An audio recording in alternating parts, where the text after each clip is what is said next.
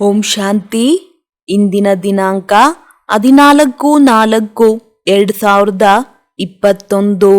ಮಧುರ ಮಕ್ಕಳೇ, ಅಂತರ್ಮುಖಿಯಾಗಿದ್ದು ಜ್ಞಾನ ರೂಪದ ಸ್ಥಿತಿಯಲ್ಲಿರುತ್ತ ಮಹಾವಾಕ್ಯಗಳನ್ನು ಧಾರಣೆ ಮಾಡಿಕೊಂಡಾಗ ತಮ್ಮ ಅಥವಾ ಅನ್ಯ ಆತ್ಮರುಗಳ ಕಲ್ಯಾಣವಾಗಲು ಸಾಧ್ಯ. ತಮ್ಮ ಮನ ಅಥವಾ ಹೃದಯವೆಂಬ ಮಂದಿರವನ್ನು ಈಶ್ವರಿಯ ಗುಣಗಳೆಂಬ ಮೂರ್ತಿಗಳಿಂದ ಶೃಂಗರಿಸಿರಿ ಹಾಗೂ ಪವಿತ್ರ ಸಂಕಲ್ಪಗಳ ಸುಗಂಧವನ್ನು ಹರಡಿಸಿರಿ. ಪ್ರಶ್ನೆ: ಸರ್ವೋತ್ತಮ ಸತ್ಯ ಸೇವೆಯು ಯಾವುದಾಗಿದೆ? ಯಥಾರ್ಥ ಸೇವೆಯ ಸೂಕ್ಷ್ಮತೆ ಹಾಗೂ ಸೂಕ್ಷ್ಮ ರಹಸ್ಯವೇನಾಗಿದೆ? ಉತ್ತರ: ಯಾವಾಗ ಯಾರಿಂದಲಾದರೂ ತಪ್ಪಾಗುತ್ತದೆ ಎಂದರೆ ಅವರಿಗೆ ಎಚ್ಚರಿಕೆ ಕೊಡುವುದರ ಜೊತೆಗೆ ಸೂಕ್ಷ್ಮ ರೀತಿಯಿಂದ ತಮ್ಮ ಯೋಗ ಶಕ್ತಿಯನ್ನು ತಲುಪಿಸುತ್ತಾ ಅವರ ಅಶುದ್ಧ ಸಂಕಲ್ಪಗಳನ್ನು ಭಸ್ಮಗೊಳಿಸುವುದೇ ಸರ್ವೋತ್ತಮ ಸತ್ಯ ಸೇವೆಯಾಗಿದೆ. ಜೊತೆಗೆ ಸ್ವಯಂನ ಪ್ರತಿಯೂ ಗಮನ ಕೊಡಬೇಕಾಗಿದೆ. ಮನಸ್ಸಿನಲ್ಲಿಯೂ ಯಾವುದೇ ಅಶುದ್ಧ ಸಂಕಲ್ಪಗಳ ಉತ್ಪನ್ನವಾಗಬಾರದು. ಇದರಲ್ಲಿ ಸ್ವಯಂ ತಾವೂ ಸಹ ಎಚ್ಚರಿಕೆಯಿಂದ ಇರಬೇಕು ಹಾಗೂ ಅನ್ಯರ ಪ್ರತಿ ಇಂತಹ ದಿವ್ಯ ಸೇವೆಯನ್ನು ಮಾಡುವುದೇ ಸೇವೆಯ ಸೂಕ್ಷ್ಮತೆ ಹಾಗೂ ಸೂಕ್ಷ್ಮ ರಹಸ್ಯವಾಗಿದೆ. ಓಂ ಶಾಂತಿ. ಮೊಟ್ಟ ಮೊದಲು ಪ್ರತಿಯೊಬ್ಬ ಪುರುಷಾರ್ಥಿ ಮಕ್ಕಳು ಅವಶ್ಯವಾಗಿ ಅಂತರ್ಮುಖಿ ಸ್ಥಿತಿಯನ್ನು ಧಾರಣೆ ಮಾಡಿಕೊಳ್ಳಬೇಕಾಗಿದೆ. ಅಂತರ್ಮುಖತೆಯಲ್ಲಿ ಶ್ರೇಷ್ಠವಾದ ಕಲ್ಯಾಣವೇ ಅಡಗಿದೆ.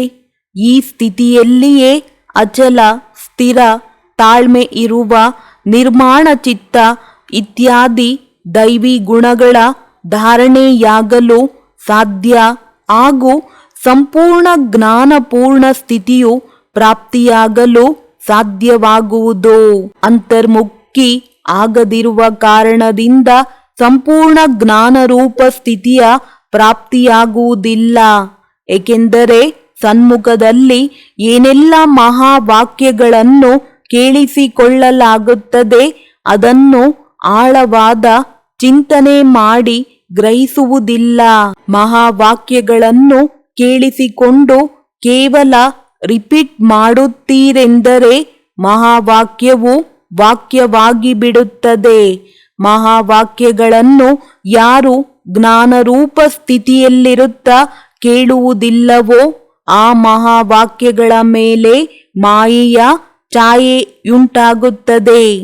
ಮಾಯೆಯ ಇಂತಹ ಅಶುದ್ಧ ಪ್ರಕಂಪನಗಳಿಂದ ಕೂಡಿರುವ ಆತ್ಮರೀಗ ಮಹಾವಾಕ್ಯಗಳನ್ನು ಕೇಳಿಸಿಕೊಂಡು ಕೇವಲ ರಿಪೀಟ್ ಮಾಡುವುದರಿಂದ ತಮ್ಮ ಜೊತೆ ಅನ್ಯರ ಕಲ್ಯಾಣವಾಗುವುದಕ್ಕೆ ಬದಲು ಅಕಲ್ಯಾಣವೇ ಆಗಿಬಿಡುತ್ತದೆ. ಆದ್ದರಿಂದ ಮಕ್ಕಳೇ, ಸಂಪೂರ್ಣ ಅಂತರ್ಮುಖಿಗಳಾಗಿರಿ. ತಮ್ಮ ಈ ಮನಸ್ಸು ಮಂದಿರವಾಗಿದೆ.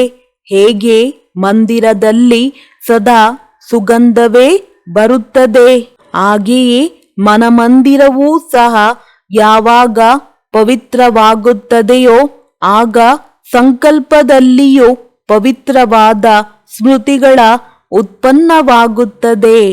ಹೇಗೆ ಮಂದಿರಗಳಲ್ಲಿ ಕೇವಲ ಪವಿತ್ರ ದೇವತೆಗಳ ಚಿತ್ರಗಳನ್ನೇ ಇಟ್ಟಿರುತ್ತಾರೆ, ದೈತ್ಯರದನ್ನು ಇಟ್ಟಿರುವುದಿಲ್ಲ, ಹಾಗೆಯೇ ನೀವು ಮಕ್ಕಳು ತಮ್ಮ ಮನಸ್ಸು ಅಥವಾ ಹೃದಯವೆಂಬ ಮಂದಿರವನ್ನು ಸರ್ವ ಈಶ್ವರಿಯ ಗುಣಗಳ ಮೂರ್ತಿಗಳಿಂದ ಶೃಂಗಾರ ಮಾಡಿರಿ. ಆ ದೇವತೆಗಳು ನಿರ್ಮೋಹ, ನಿರ್ಲೋಭ, ನಿರ್ಭಯ, ತಾಳ್ಮೆಯುಳ್ಳ, ನಿರಹಂಕಾರಿ ಇತ್ಯಾದಿ ಆಗಿರುವುದೇ ಅವರ ಗುಣಗಳಾಗಿವೆ. ಏಕೆಂದರೆ ಇವೆಲ್ಲವೂ ನಿಮ್ಮದೇ ದಿವ್ಯ ಲಕ್ಷಣಗಳಾಗಿವೆ.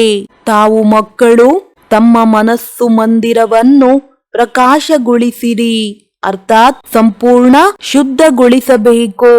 ಯಾವಾಗ ಮನಸ್ಸು ಮಂದಿರವು ಪ್ರಕಾಶತೆಯಿಂದ ಸಂಪನ್ನವಾಗುವುದೋ ಆಗ ತಮ್ಮ ಪ್ರಕಾಶತೆಯಿಂದ ಕೂಡಿರುವ ಪ್ರಿಯವಾದ ವೈಕುಂಠ ದೇಶದಲ್ಲಿ ಹೋಗಲು ಸಾಧ್ಯವಾಗುವುದು.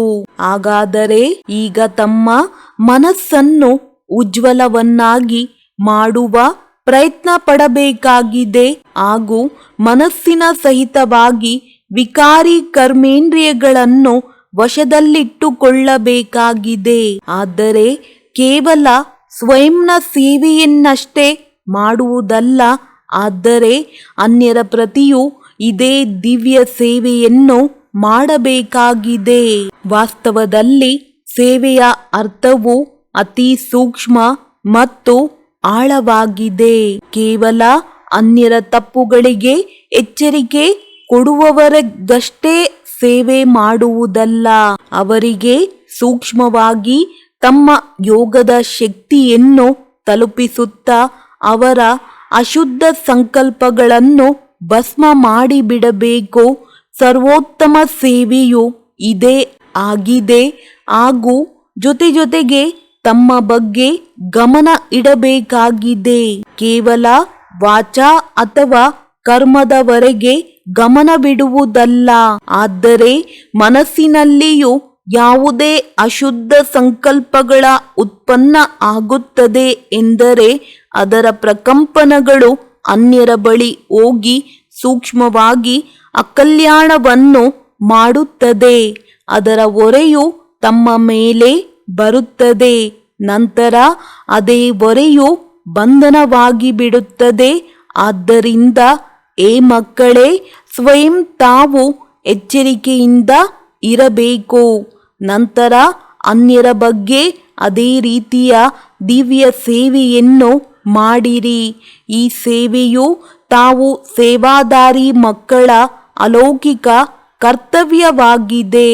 ಇಂತಹ ಸೇವೆ ಮಾಡುವವರು ತಮಗಾಗಿ ಯಾವುದೇ ಸೇವೆಯನ್ನು ತೆಗೆದುಕೊಳ್ಳಬಾರದು.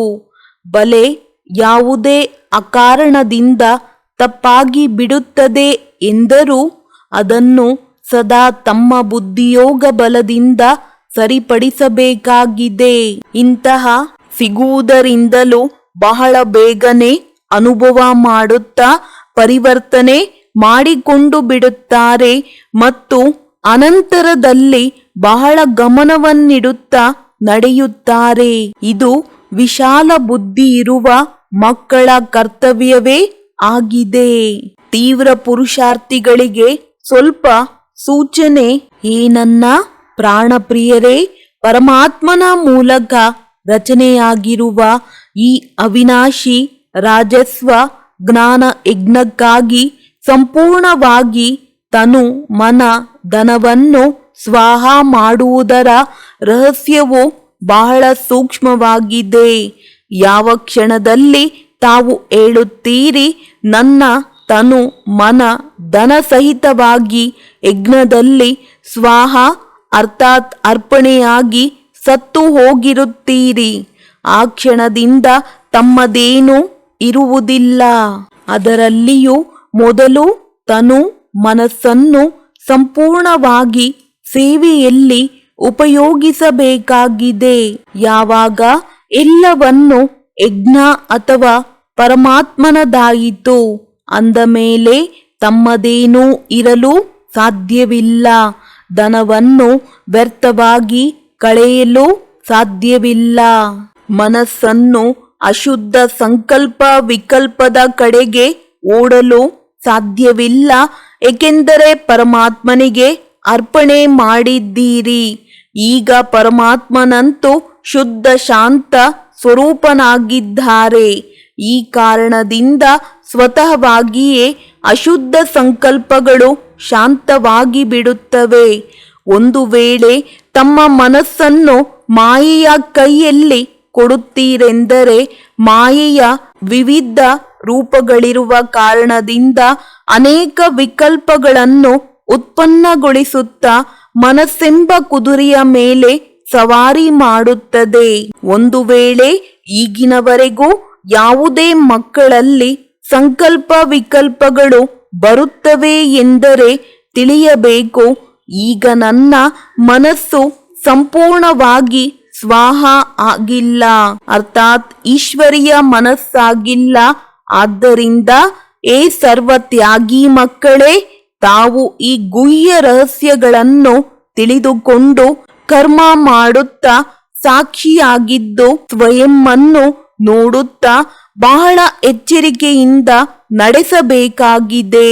ಸ್ವಯಂ ಗೋಪಿ ವಲ್ಲಭನೆ ತನ್ನ ಪ್ರಿಯವಾದ ಗೋಪ ಗೋಪಿಕೆಯರಾದ ನಿಮಗೆ ತಿಳಿಸುತ್ತಿದ್ದಾರೆ.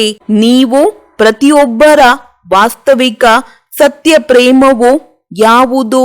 ಏ ಪ್ರಾಣಪ್ರಿಯರೇ, ನೀವು ಪ್ರತಿಯೊಬ್ಬರು ಪರಸ್ಪರದಲ್ಲಿ ಪ್ರೇಮದಿಂದ ಕೂಡಿರುವ ಎಚ್ಚರಿಕೆಯನ್ನು ಸ್ವೀಕರಿಸಬೇಕಾಗಿದೆ. ಏಕೆಂದರೆ ಎಷ್ಟು ಪ್ರಿಯವಾದ ಹೂವಾಗಿರುತ್ತದೆಯೋ ಅಷ್ಟೇ ಶ್ರೇಷ್ಠವಾದ ಪಾಲನೆ ಸಿಗುತ್ತದೆ.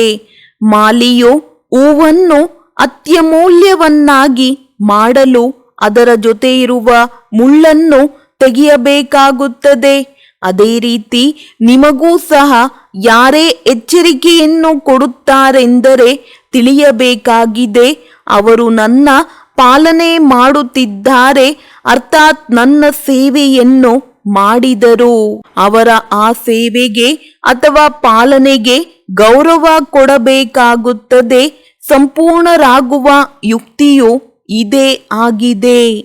ಇದು ಜ್ಞಾನ ಸಹಿತ ಆಂತರಿಕ ಸತ್ಯ ಪ್ರೇಮವಾಗಿದೆ.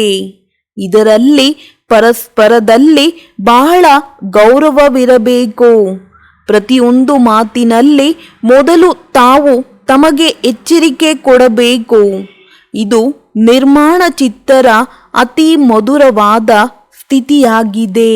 ಈ ರೀತಿ ಪ್ರೇಮದಿಂದ ನಡೆಯುವುದರಿಂದ ಆಂತರ್ಯದಲ್ಲಿ ಸತ್ಯಯುಗದ ಆ ಸೌಭಾಗ್ಯದ ದಿನಗಳಂತೆ ಇಲ್ಲಿಯೇ ಅನುಭವವಾಗುತ್ತದೆ.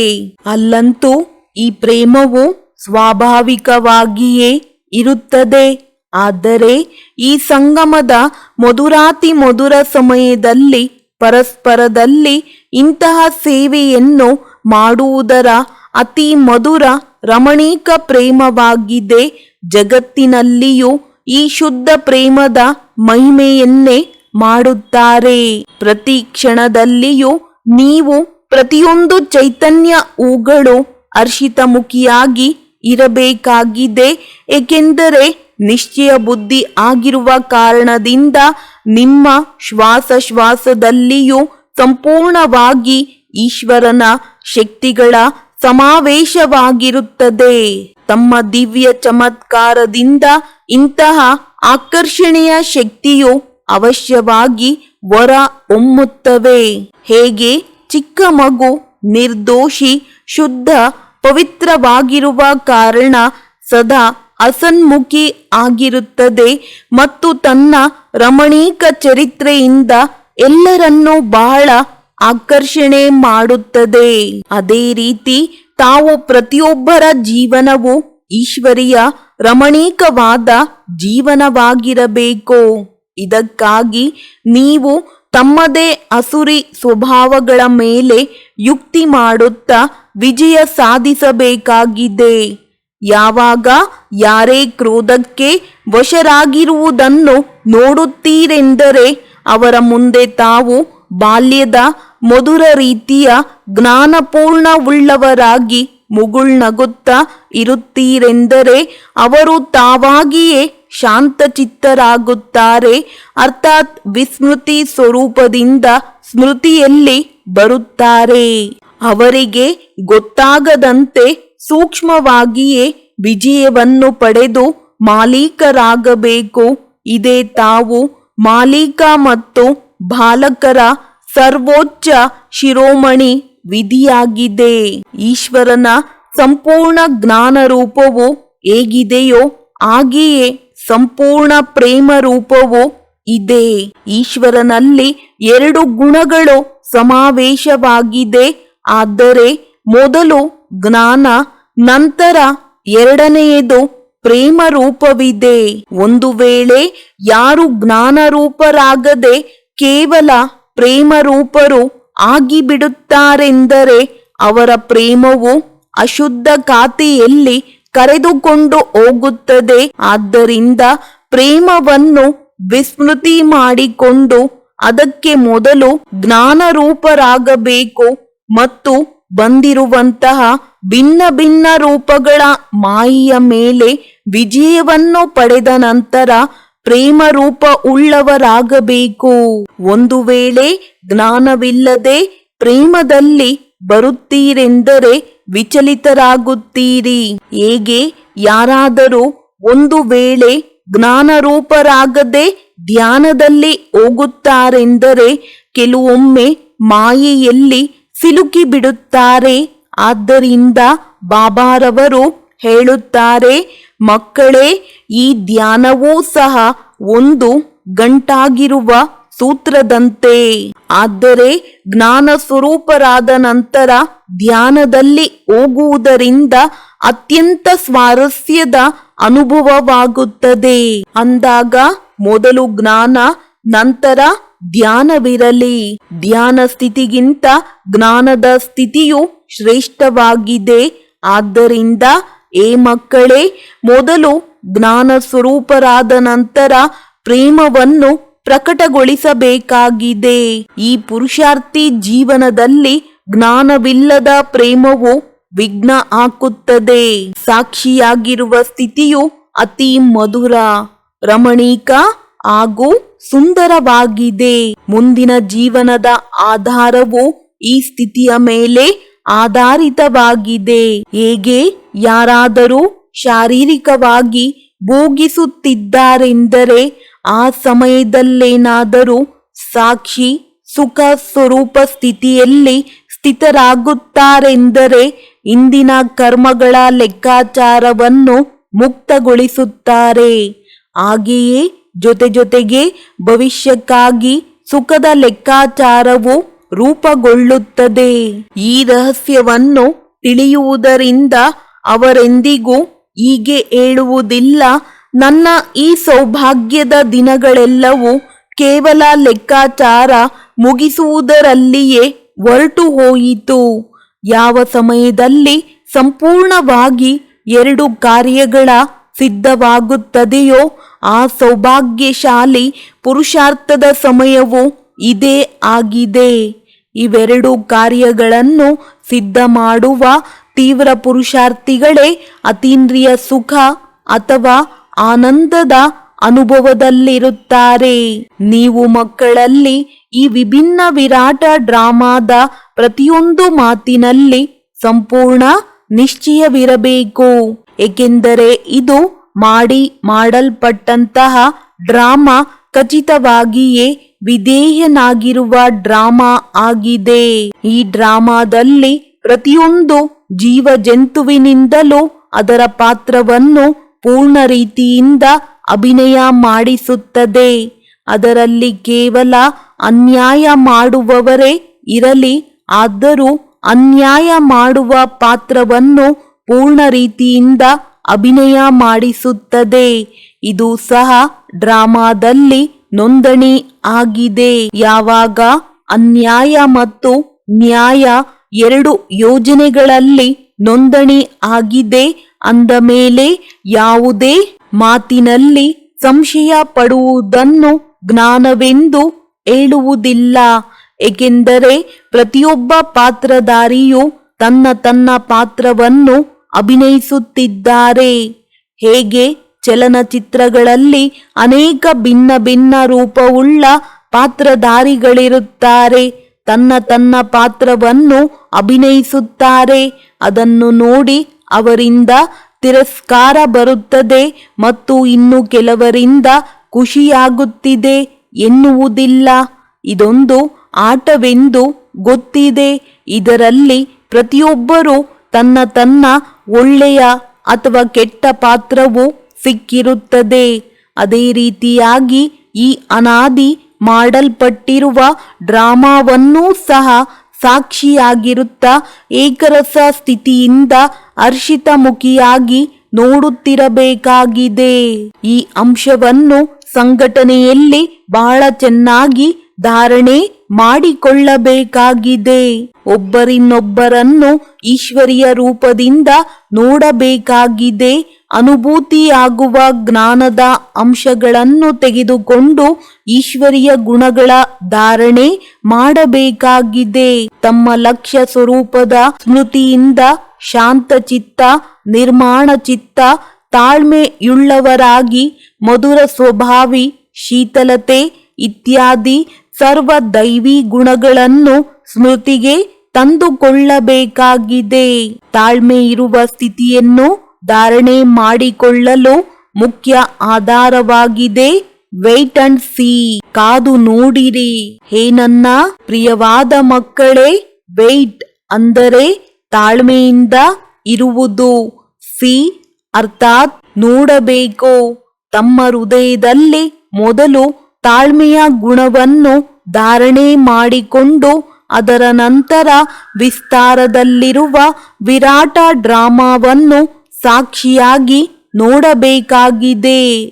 ಎಲ್ಲಿಯವರೆಗೆ ಯಾವುದೇ ರಹಸ್ಯವನ್ನು ಕೇಳುವ ಸಮಯವು ಸಮೀಪಕ್ಕೆ ಬರುತ್ತದೆಯೋ ಅಲ್ಲಿಯವರೆಗೆ ತಾಳ್ಮೆಯ ಗುಣವನ್ನು ಧಾರಣೆ ಮಾಡಿಕೊಳ್ಳಬೇಕು.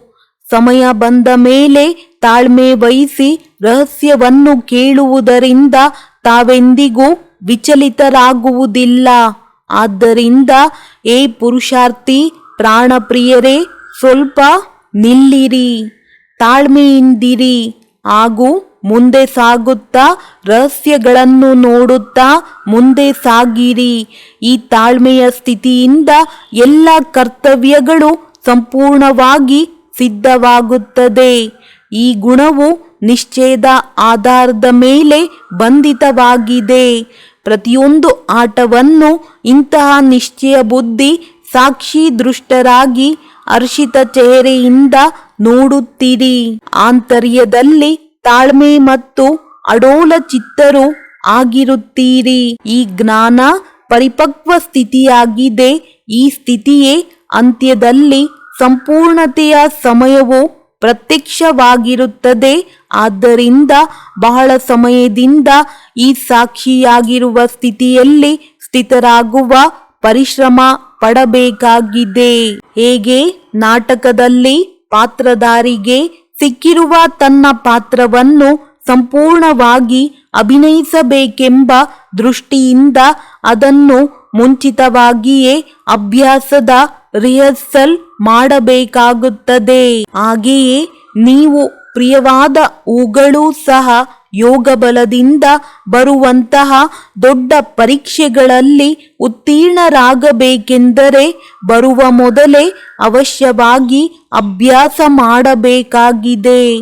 ಆದರೆ ಬಹಳ ಸಮಯದಿಂದ ಈ ಪುರುಷಾರ್ಥವನ್ನು ಮಾಡದಿದ್ದರೆ ಆ ಸಮಯದಲ್ಲಿ ಗಾಬರಿ ಪಡುತ್ತಾ ಸೋಲಾಗುತ್ತದೆ. ಆದ್ದರಿಂದ ಮೊದಲು ತಮ್ಮ ಈಶ್ವರಿಯ ಆಧಾರವನ್ನು ಪರಿಪಕ್ವ ಮಾಡಿಕೊಂಡು ದೈವಿ ಗುಣ ಉಳ್ಳವರು ಆಗಬೇಕಾಗಿದೆ. ಜ್ಞಾನ ಸ್ವರೂಪ ಸ್ಥಿತಿಯಲ್ಲಿ ಸ್ಥಿತರಾಗುವುದರಿಂದ ಸ್ವತಃವಾಗಿಯೇ ಶಾಂತರೂಪ ಸ್ಥಿತಿಯಾಗಿ ಬಿಡುತ್ತದೆ. ಯಾವಾಗ ಜ್ಞಾನ ಆತ್ಮ ಮಕ್ಕಳೆಲ್ಲರೂ ಒಟ್ಟಿಗೆ ಕುಳಿತುಕೊಂಡು ಮುರುಳಿಯನ್ನು ಕೇಳುತ್ತಾರೆ, ಆಗ ನಾಲ್ಕು ಕಡೆಯಲ್ಲಿ ಶಾಂತಿಯ ವಾಯುಮಂಡಲವು ರೂಪುಗೊಳ್ಳುತ್ತದೆ. ಏಕೆಂದರೆ ಜ್ಞಾನಿ ಆತ್ಮ ಮಕ್ಕಳು ಯಾವುದೇ ಮಹಾವಾಕ್ಯಗಳನ್ನು ಕೇಳುತ್ತಾರೆಂದರೆ ಆಂತರಿಕವಾಗಿ ಗುಹ್ಯತೆಯಲ್ಲಿ ಹೊರಟು ಹೋಗುತ್ತಾರೆ. ಅದರ ಗುಹ್ಯತೆಯಲ್ಲಿ ಹೋಗುವ ಕಾರಣ ಆಂತರ್ಯದ ಮಧುರ ಶಾಂತಿಯ ಅನುಭೂತಿಯಾಗುವುದು. ಈಗ ಇದಕ್ಕಾಗಿ ಯಾರೂ ಕೂಡ ವಿಶೇಷವಾಗಿ ಕುಳಿತು ಪರಿಶ್ರಮ ಪಡಬೇಕಾಗಿಲ್ಲ. ಆದರೆ ಜ್ಞಾನದ ಸ್ಥಿತಿಯಲ್ಲಿ ಸ್ಥಿತರಾಗುವುದರಿಂದ ಈ ಗುಣವು ಧಾರಣೆಯಾಗುತ್ತದೆ. ನೀವು ಮಕ್ಕಳು ಯಾವಾಗ ಮುಂಜಾನೆಯಲ್ಲಿ ಎದ್ದು ಏಕಾಂತದಲ್ಲಿ ಕುಳಿತುಕೊಳ್ಳುತ್ತೀರೆಂದರೆ ಶುದ್ಧ ವಿಚಾರಗಳೆಂಬ ಪ್ರಕಂಪನಗಳು ಉತ್ಪನ್ನಗೊಳ್ಳುತ್ತವೆ.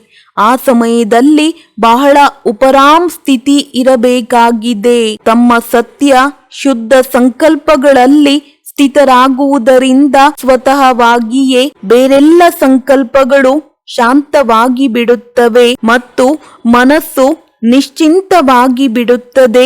ಏಕೆಂದರೆ ಅವಶ್ಯವಾಗಿ ಮನಸ್ಸನ್ನು ವಶ ಮಾಡಿಕೊಳ್ಳುವ ಯಾವುದಾದರೂ ಶಕ್ತಿಯು ಬೇಕಾಗಿದೆ. ಆದ್ದರಿಂದ ಮೊದಲು ತಮ್ಮ ಲಕ್ಷ್ಯ ಸ್ವರೂಪದ ಶುದ್ಧ ಸಂಕಲ್ಪವನ್ನು ಧಾರಣೆ ಮಾಡಿಕೊಳ್ಳಿರಿ. ಯಾವಾಗ ಆಂತರಿಕ ಬುದ್ಧಿಯೋಗವು ಕಾಯ್ದೆಯನುಸಾರ ಇರುತ್ತದೆ ಎಂದರೆ ನಿಮ್ಮ ಈ ನಿಸ್ಸಂಕಲ್ಪ ಸ್ಥಿತಿಯು ಸ್ವತಃವಾಗಿಯೇ ತಯಾರಾಗಿ ಬಿಡುತ್ತದೆ. ಒಳ್ಳೆಯದು. ಮಧುರಾತಿ ಮಧುರ ಅಗಲಿ ಮರಳಿ ಸಿಕ್ಕಿರುವ ಜ್ಞಾನ ಗುಲ್ಜಾರಿ ಜ್ಞಾನ ನಕ್ಷತ್ರಗಳ ಪ್ರತಿ ಮಾತ್ಪಿತಾ ಬಾಪ್ತಾದರವರ ನೆನಪು, ಪ್ರೀತಿ ಹಾಗೂ ಸುಪ್ರಭಾತ. ಆತ್ಮಿಕ ಮಕ್ಕಳಿಗೆ ಆತ್ಮಿಕ ತಂದೆಯ ನಮಸ್ತೆ. ಧಾರಣೆಗಾಗಿ ಮುಖ್ಯ ಸಾರ. 1ನೇದು, ತಮ್ಮ ಲಕ್ಷ್ಯ ಸ್ವರೂಪದ ಸ್ಥಿತಿಯಿಂದ ಶಾಂತ ಚಿತ್ತ, ನಿರ್ಮಾಣ ಚಿತ್ತ, ತಾಳ್ಮೆಯುಳ್ಳ ಮಧುರ ಸ್ವಭಾವ, ಶೀತಲತೆ ಇತ್ಯಾದಿ ಸರ್ವ ದೈವಿ ಗುಣಗಳ ಧಾರಣೆ ಮಾಡಿಕೊಳ್ಳಬೇಕಾಗಿದೆ. 2ನೇದು, ಈ ಆಟವನ್ನು ನಿಶ್ಚಯ ಬುದ್ಧಿ ಸಾಕ್ಷಿ ದೃಷ್ಟ ಆಗಿರುತ್ತಾ ಹರ್ಷಿತ ಚೆಹರೆಯಿಂದ ನೋಡುತ್ತಾ ಆಂತರಿಕವಾಗಿ ತಾಳ್ಮೆಯುಳ್ಳವರು ಹಾಗೂ ಅಡೋಲ ಚಿತ್ತರಾಗಿ ಇರಬೇಕಾಗಿದೆ. ಬಹಳ ಸಮಯದಿಂದ ಈ ಸಾಕ್ಷಿ ಸ್ಥಿತಿಯಲ್ಲಿರುವ ಪರಿಶ್ರಮ ಪಡಬೇಕಾಗಿದೆ. ವರದಾನ: ಸ್ನೇಹ ಹಾಗೂ ಶಕ್ತಿ ರೂಪದ ಸಮತೋಲನದ ಮೂಲಕ ಸೇವೆ ಮಾಡುವಂತಹ ಸಫಲತಾ ಮೂರ್ತಿ ಭವ.